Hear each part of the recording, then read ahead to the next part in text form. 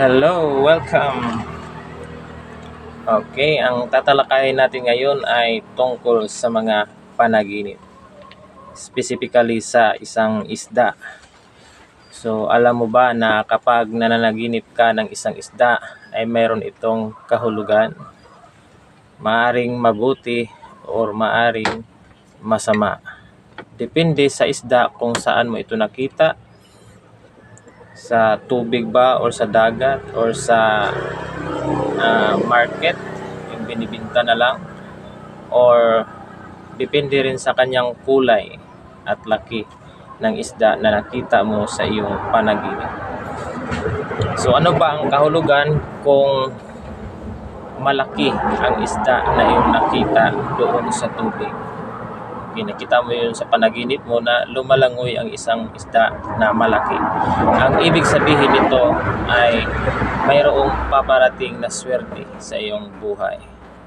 Maaring pera or opportunity na iyong hinihintay or darating sa iyo.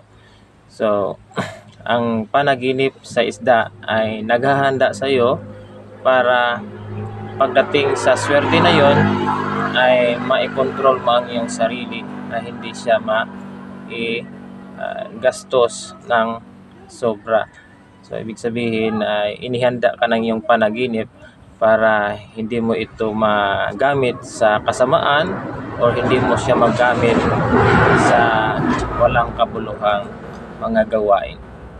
So, kapag ikaw ay nananaginip ng malaking isda, it means ito ay swerte o pera na darating. So, malaking pera or malaking opportunity.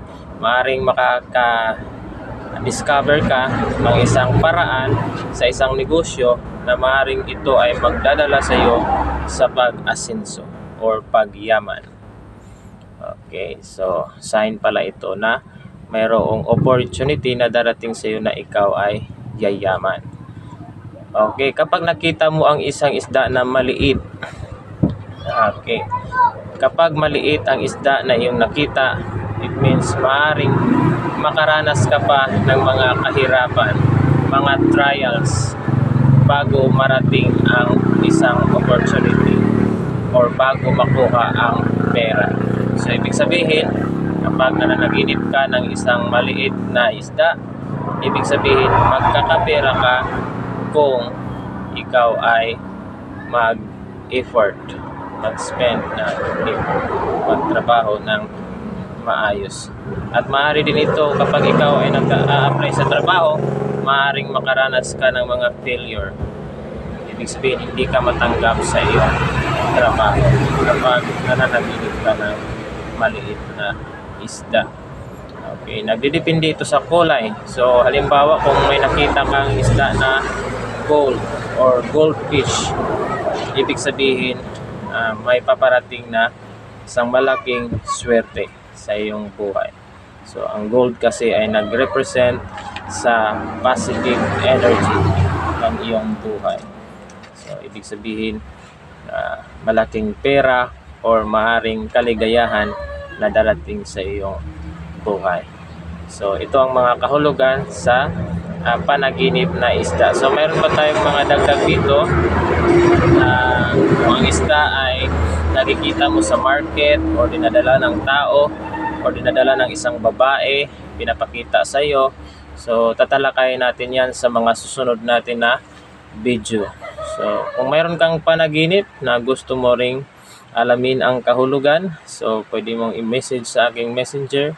And then doon din sa mga gusto ng palmistry, yung gustong magabayan sa kanilang mga kapalaran, mag-message lang sa akin para pag-usapan. Sa may mga problema, pwede rin i-text ninyo yung mga problema para pag-usapan natin at mabigyan natin ng mga solusyon, mga advices. So, meron po tayong guidance and counseling dito sa aking account. So, wag lang kayong mahiya. Kasi nagre-reply po ako pag open po ako. Pero kapag busy ako, hindi talaga ako makapag-reply.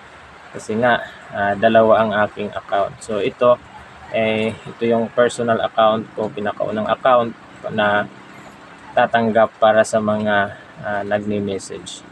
Okay, maraming salamat sa inyong panonood sa aking video.